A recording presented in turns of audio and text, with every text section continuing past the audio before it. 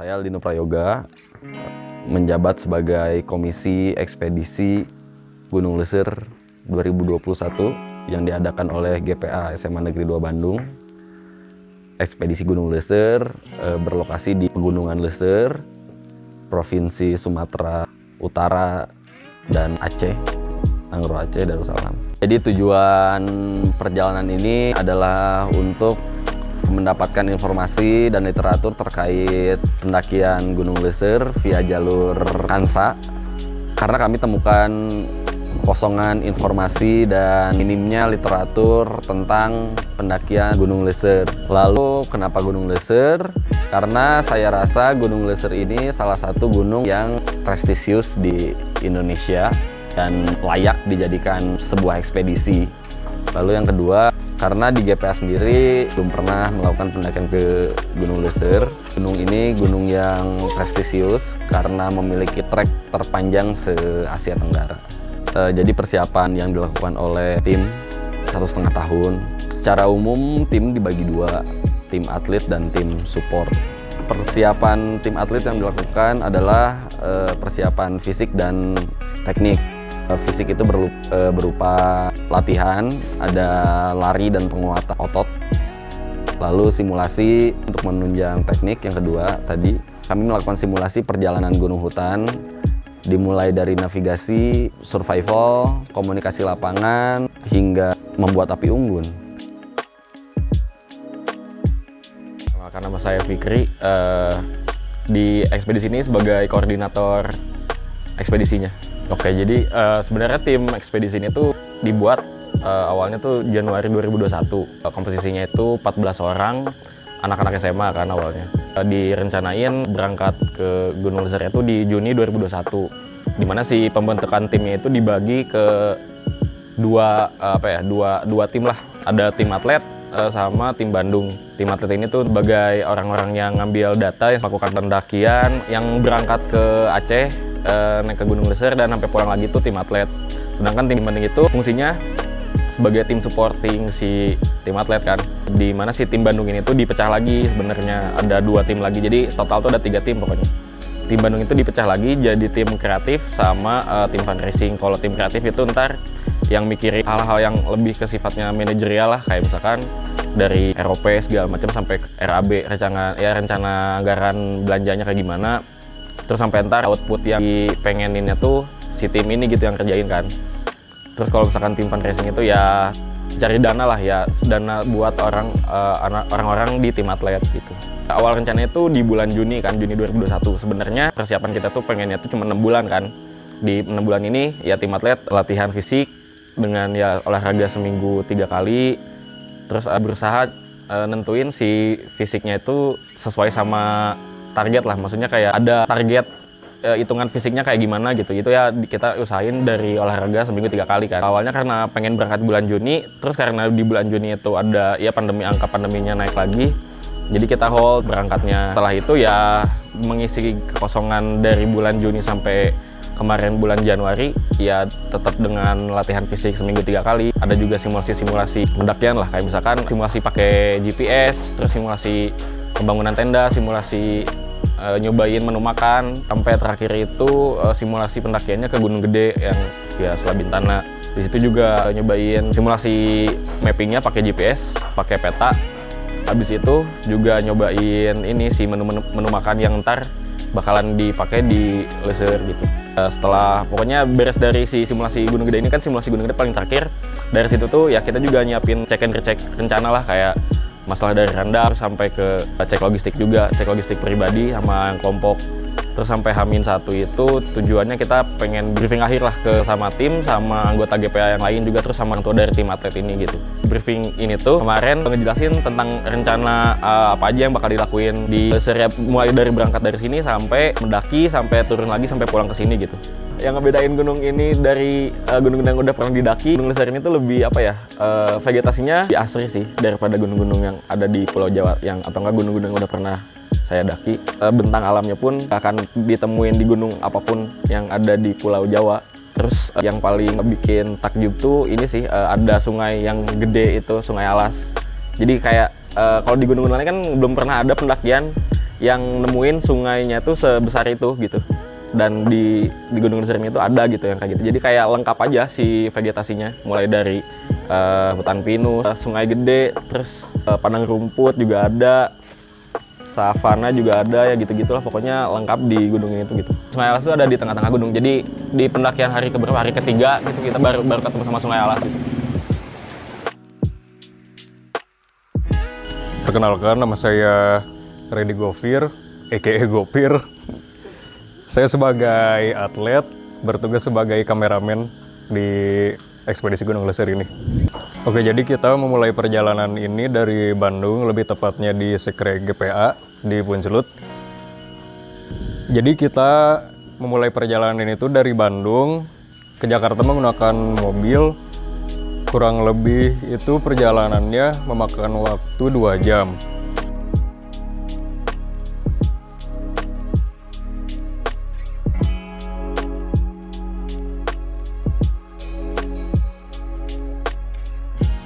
Lalu kita menggunakan pesawat dari Jakarta ke Medan jam 12. Lalu kita sampai di Medan itu sekitar jam 3.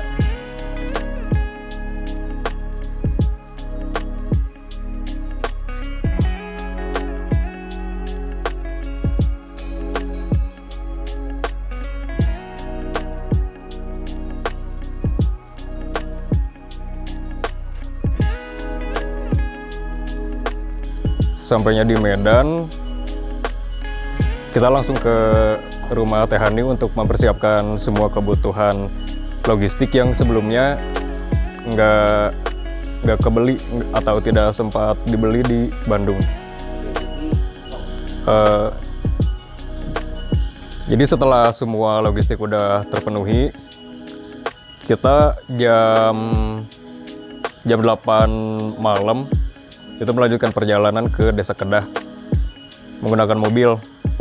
Jadi kita sengaja untuk melakukan perjalanan malam supaya bisa istirahat juga. Jadi kita bisa istirahat sambil melakukan perjalanan. Jadi nggak terlalu capek lah buat kitanya. Biar efektif. Betul. Kedah itu desa terakhir sebelum kita masuk ke kawasan Taman Nasional Gunung Gleser.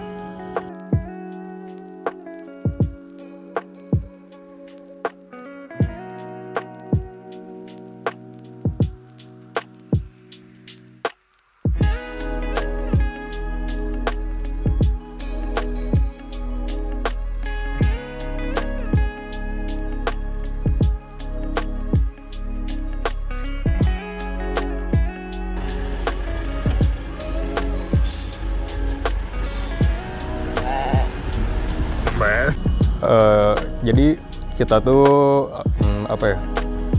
ngobrol sama Mr. Jali jadi Mr. Jali itu orang yang megang base camp di Desa Kedah itu. Jadi kita sama Mr. Jali dan guide-nya, kita koordinasi tentang pembagian logistik. Kita membicarakan tentang kondisi jalur dan medan yang mungkin kita akan lewati selama 11 hari ke depan.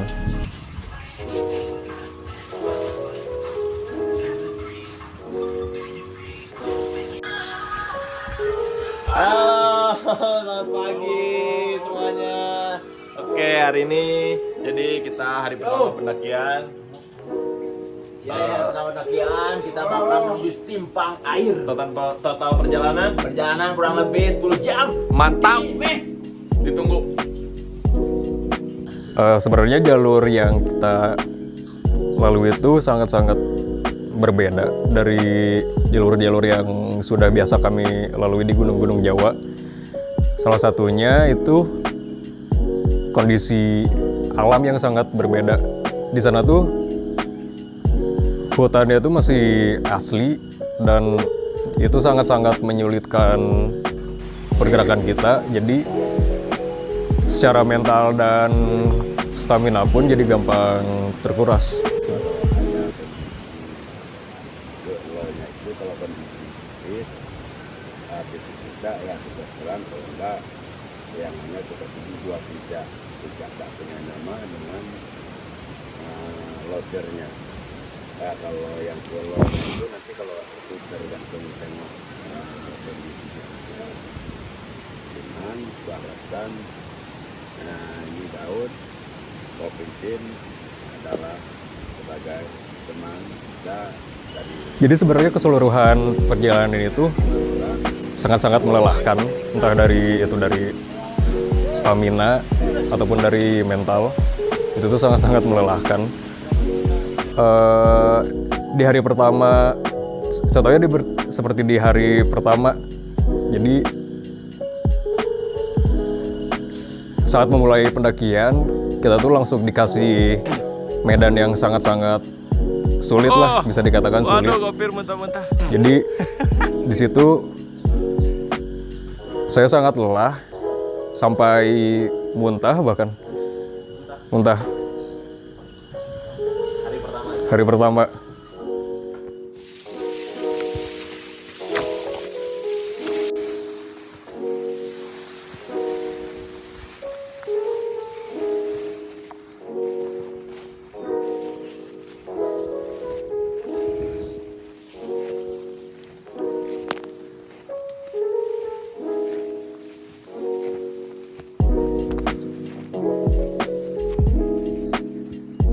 Sob,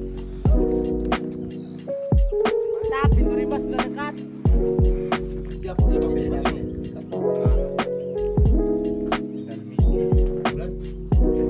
sob. Mantap, Bang. Ganteng banget.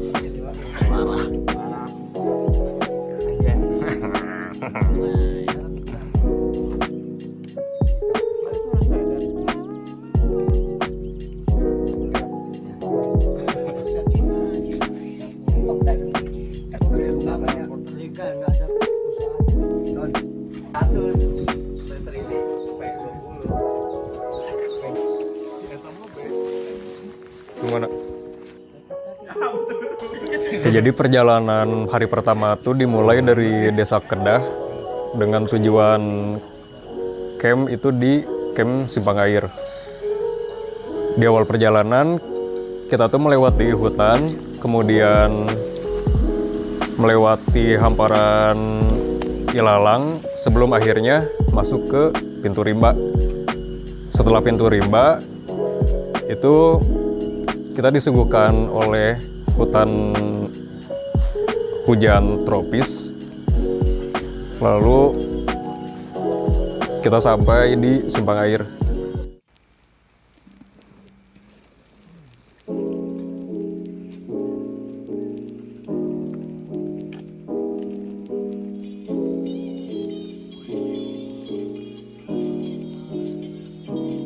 Besoknya di hari kedua kita melanjutkan perjalanan dengan tujuan akhir Camp Puncak Angkasan.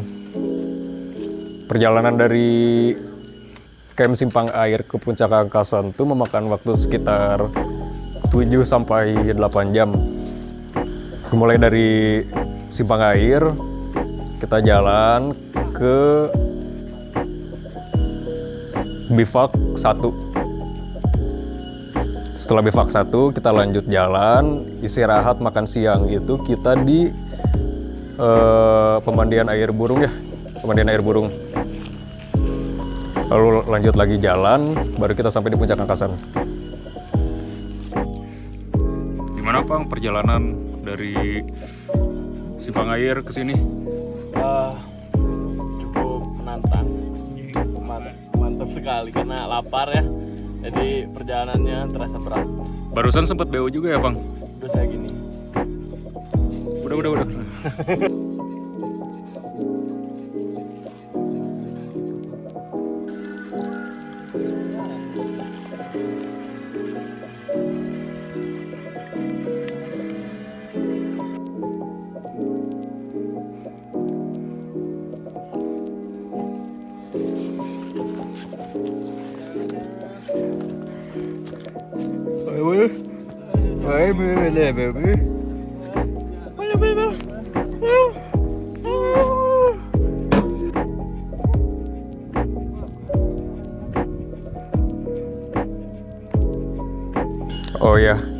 Di Puncak Kakasan tuh ada sumber air yang cukup banyak, jadi sumber airnya itu bisa dipakai selain buat masak, buat minum, itu bisa kita pakai untuk mandi juga. Pada mandi sana, ya.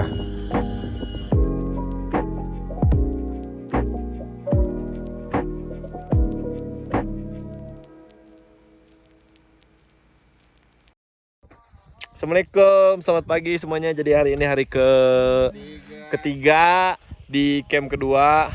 Guys ya. Alhamdulillah, sangat seru sekali. Lagi apa, Pak? Halo. Masih bisa dilihat ya, masih ceria semuanya. Coba yang ini juga masih ceria. Nggak tahu ceria, nggak tahu gila. Ini juga satu lagi. Masih ceria, tapi di sini katanya nggak boleh teriak-teriak, nanti hujan.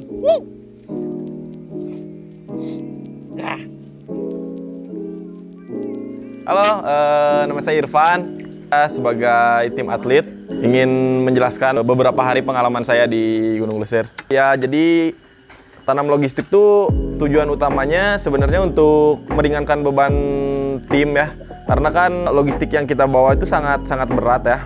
Untuk dari hari pertama sampai hari ke-11, terutama makanannya kan sangat banyak. Jadi kita berhubung jalur yang kita lewati saat pulang dan jalur saat pergi itu sama. Jadi metode tanam logistik itu tujuannya untuk menyimpan makanan yang nantinya bakal dimakan di perjalanan waktu pulangnya.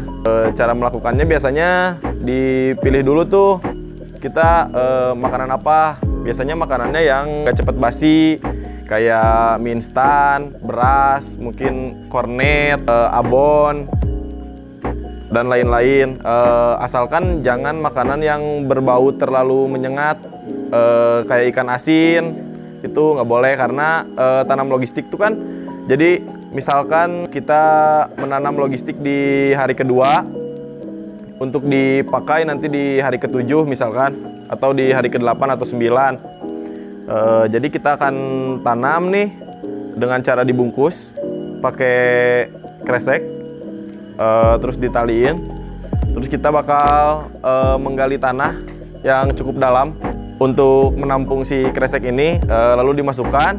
Habis itu kita timbun. Kebetulan kita tuh kemarin melakukannya di Puncak Angkasan di hari ketiga.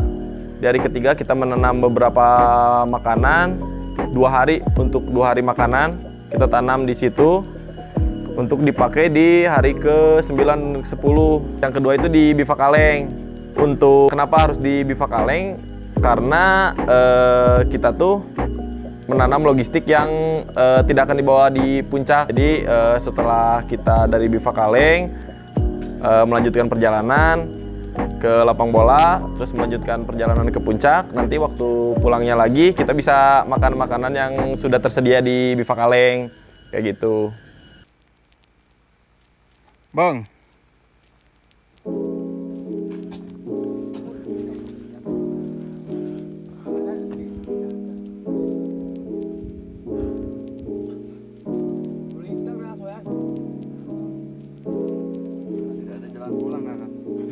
Kopi. Mantap.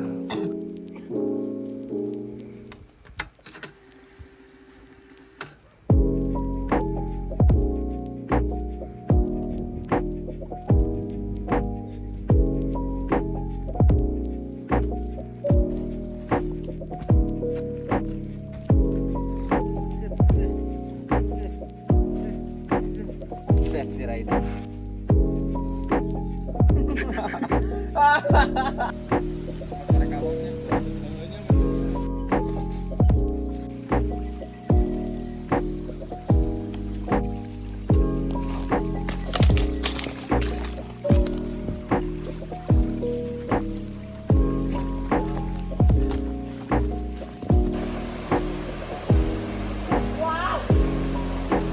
Ini baru jalur.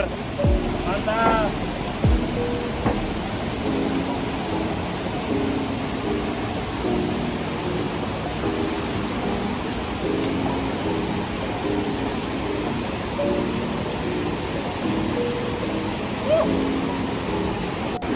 Mantap bro lah pokoknya mah. Apanya yang mantap bro? Untuk makanan sih kebetulan kita disepakati dulu sama tim sebelum melakukan perjalanan. Itu di Bandung kita sepakati dulu apa makanan yang kita bersama suka, apa yang tidak suka. Jadi yang tidak suka tidak akan dibawa. Untuk makanan yang basinya sih nggak ada karena kita juga makanan yang seperti sayur, buah dan lain-lain yang cepat basi kita pasti makannya di hari pertama sampai hari ketiga. Oke, mantap.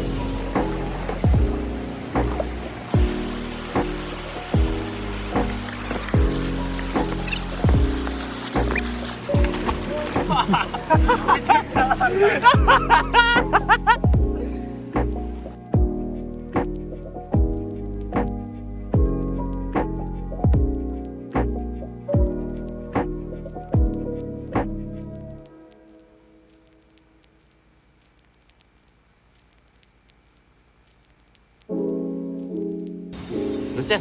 Ya guys. Ya guys. Mana paruman, kurang lurungkeun dina. Ya guys, jadi tadi abis mancing sama guide-guide dapat ikan. Anjing dibalik. Nah. Nanti mau dibakar guys. Lauk leutik. Maaf ya. Mantap. Mantap, mantap, mantap. Masih banyak lagi ikannya ya. Atraksi, atraksi.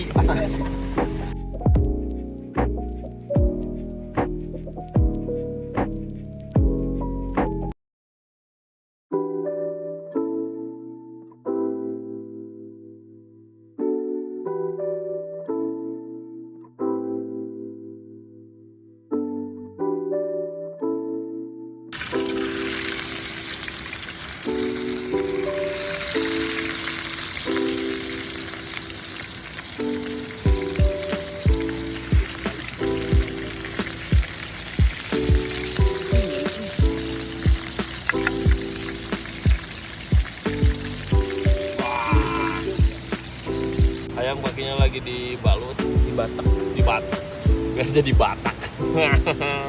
Mantap. Masih semangat nggak ya?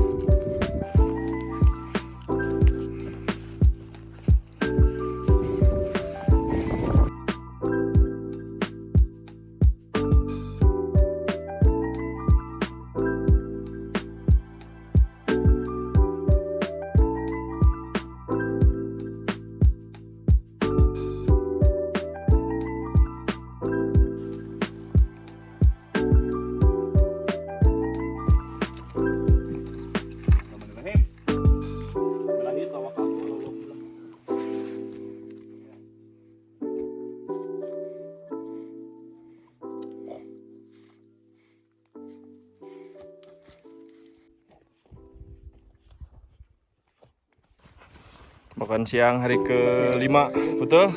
Makan siang hari ke-5. Masih bersemangat. Betul, makan siang hari ke-5, betul? Betul, betul Pak, betul Pak. Awe. Awe. Pemandangannya mantap ya. Iya, mantap iya.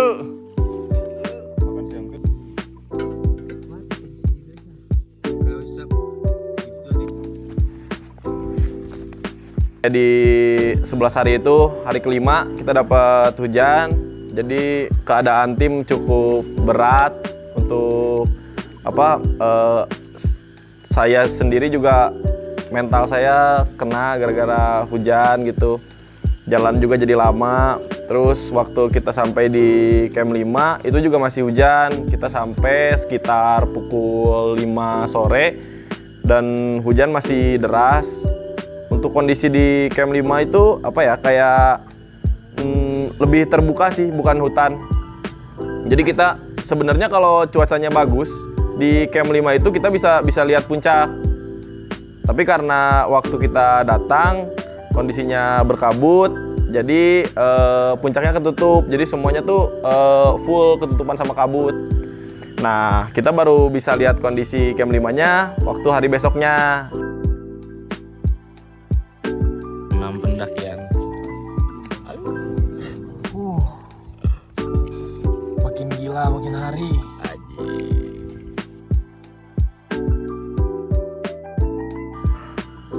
Alhamdulillah kelihatan gitu puncak, karena itu terbuka semua gitu di Camp 5 tuh.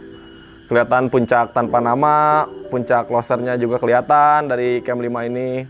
Mata air di Camp 5 tuh deket banget, sekitar paling 5 langkah dari camp juga udah ada mata air. Jadi sumber mata air di Leuser tuh kayak bentuknya kayak kubangan gitu. Ada yang besar, ada yang kecil, tapi itu semua bisa dipakai untuk minum, masak. Kalau yang besar bisa dipakai untuk mandi, kayak yang ada di puncak angkasan gitu. Terus habis dari situ kita lanjut ke hari ke-6.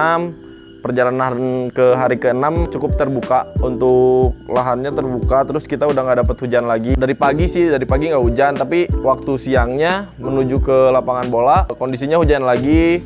Kondisi tim juga jadi kacau lagi gara-gara kena hujan. Kenapa disebut lapang bola? Karena emang si campnya tuh sebesar lapang bola. Jadi waktu kita nyampe tuh kayak beneran ada di lapang bola gitu.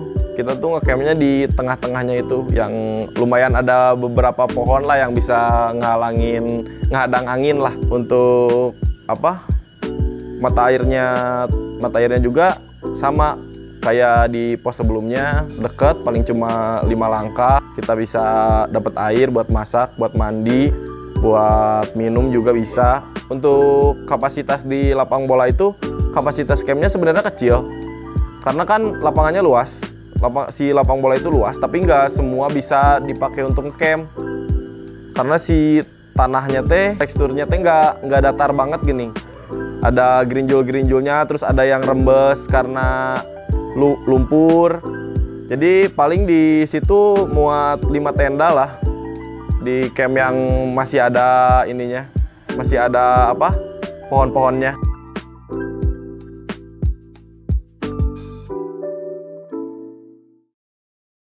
Perkenalkan, nama saya Sofwan Naufal, NRA SG 00433. Saya di sini sebagai ketua tim atlet pendakian Gunung Leuser dan juga sebagai navigator di lapangan. Oke, jadi di pendakian hari ke-7 kita seperti biasa bangun pagi-pagi sekitar jam 6 sampai jam 7 pagi. Kita bangun, kita beres-beres tenda segala macam, ganti pakaian lapangan juga buat persiapan pendakian. Nah, karena kan di hari ke-7 ini kita melaksanakan summit buat menuju target puncak Loser dan juga Leuser dengan ketinggian Loser 3.404 dan Leuser 3.119. Nah, sebelum berangkat buat ngelakuin pendakian ke puncak-puncak tersebut, tim bersama-sama sarapan terlebih dahulu. Jadi ketika bangun jam 7, beres-beres segala macam, sampai akhirnya kita selesai sarapan, pemanasan, dan juga packing di kurang lebih pukul 9 pagi. Nah, jadi kita pukul 9 pagi baru mulai trek pendakian ke puncak Loser dan Leuser. Di target tim pada awalnya kita di hari ke-7 mau menyambangi puncak Loser lalu lanjut ke Leuser. Namun kenyataannya berkata lain. Di lapangan di hari tersebut kita berangkat jam 9. Kita nyampe puncak Loser itu kurang lebih pukul 11.30. Jadi perjalanan kurang lebih sekitar 2,5 jam buat nyampe puncak Loser. Di nyampe puncak Loser kita istirahat dulu, kita makan siang buat karena di saat kita udah nyampe puncak Loser kita juga sempat menimbang dulu buat lanjut atau tidak ke puncak Leuser, karena kan kondisi cuaca saat itu tidak memungkinkan, kabut udah mulai turun, jalanan ke puncak Leuser itu udah mulai tertutup karena kan jalan menuju puncak Leuser itu cukup curam dan sempit. Sampai di puncak Leuser kita makan siang dulu, kita juga di sana diskusi sama tim buat ngobrolin apakah kita bakal lanjut ke puncak Leuser atau kita cukup sampai puncak Loser aja, karena kondisi cuaca waktu itu dirasa udah mulai tidak bersahabat, kabut udah mulai turun, jalanan menuju puncak Leuser udah mulai tertutup, dan medan buat menyambangi puncak Leuser itu cukup curam dan berbahaya karena kan seperti kita berjalan di atas tebing itu, karena jalannya sempit, licin, kiri kanan jurang. Karena pertimbangan pertama mulai dari kita berangkat dari Bandung juga udah disepakati bahwa keselamatan nomor 1, puncak nomor 2. Jadi yang penting kita bisa pulang lagi kembali selamat ke Bandung setelah menimbang sesama tim dan juga mengikut sertakan saran dari guide yang lebih tahu soal Gunung Leuser sendiri. Kita akhirnya memutuskan buat tidak lanjut ke puncak Leuser. Jadi kita hanya sampai puncak Leuser. Di sana kita habis makan siang, kita langsung lanjut turun lagi ke camp lapangan bola. Jadi akhirnya di pendakian hari ke-7 itu kita hanya menyambangi puncak Leuser saja. Ini harusnya itu puncak Leuser guys, tapi karena cuaca tidak mendukung, jadi kita tidak bisa menggapai itu. Cukup di sini. Mantap.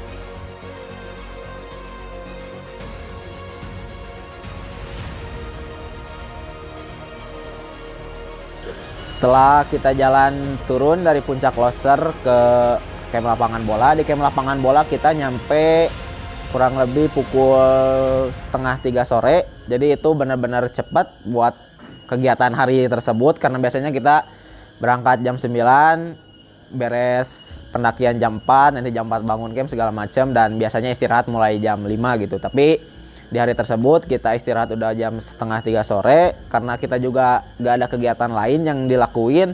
Akhirnya kita juga narik jam makan malam di waktu itu. Kita makan malam di hari tersebut pukul 4 sore. Jadi setelah turun kita nyampe camp, istirahat sebentar, kita langsung nyiapin makanan, langsung masak, dan kita makan malam di jam 4 sore yang jadi namanya makan sore. Nah, habis kita makan sore tadi, kita lanjut istirahat di dalam tenda karena waktu kita nyampe ke camp lapangan bola itu hujan langsung turun. Kebetulan banget kita udah nyampe, kita udah istirahat, hujan baru turun. Nah, habis kita makan, kita istirahat di tenda masing-masing sampai malam, sampai akhirnya tidur kurang lebih di pukul 8 malam. Ya, jadi setelah kita hari 7 selesai pendakian, di hari ke-8 besoknya kita lanjut langsung turun. Jadi kita langsung tujuan di hari ke-8 tuh kita nyambangi bakal ngecamp di Bivak-Kaleng, di mana kita sebelumnya udah ngelakuin kegiatan nanam logistik.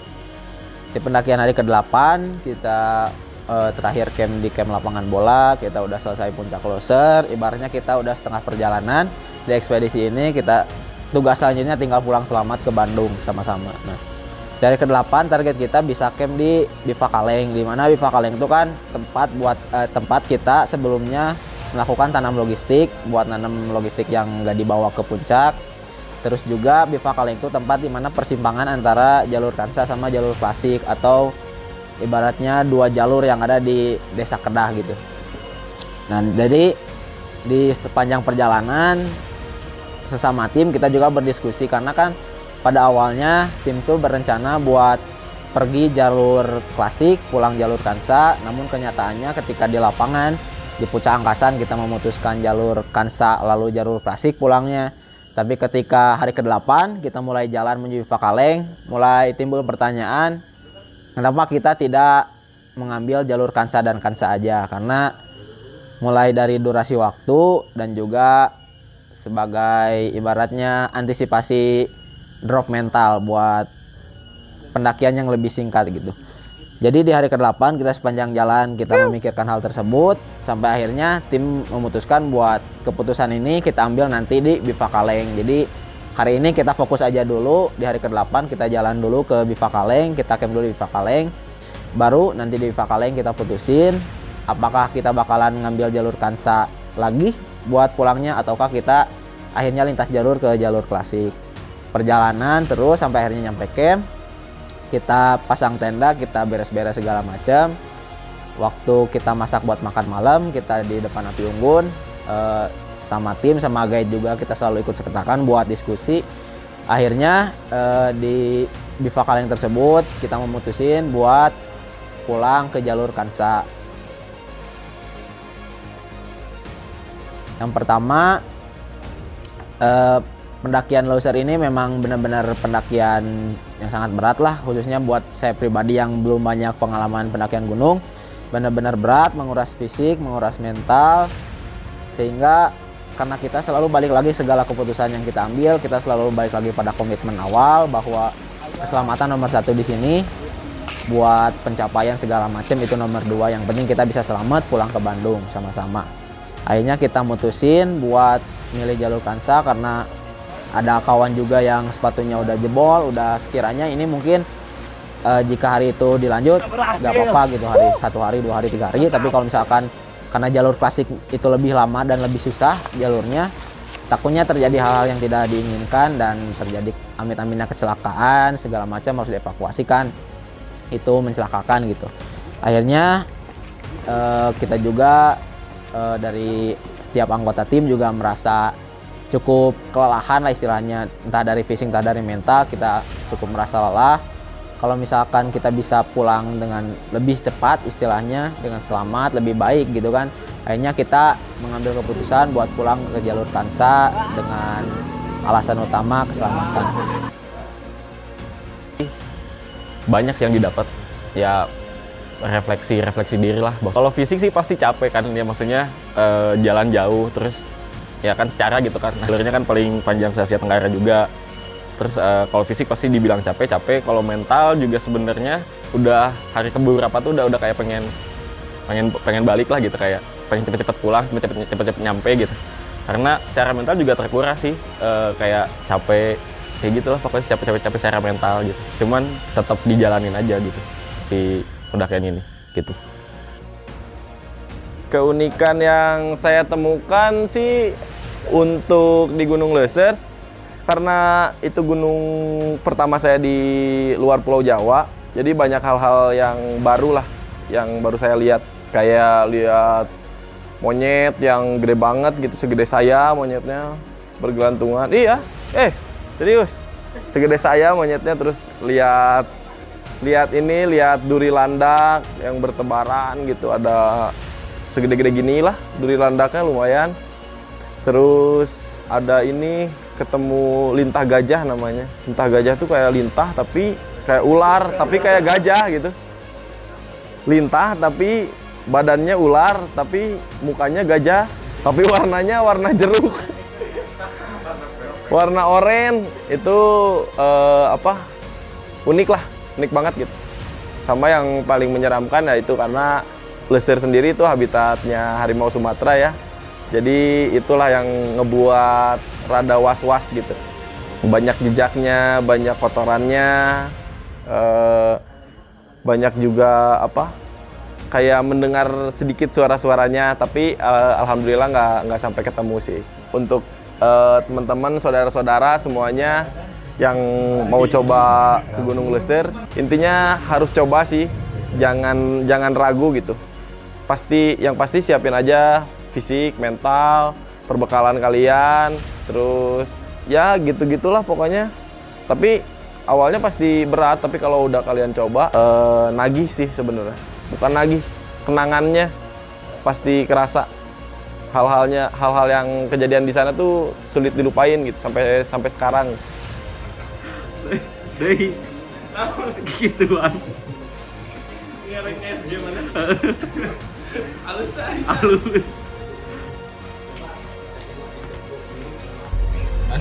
Udah, yo sekarang kita mau pulang menuju ke Medan. Perjalanan kita ke Gunung Leuser udah selesai, betul? Yoi, mantap, sampai ketemu di Medan. 64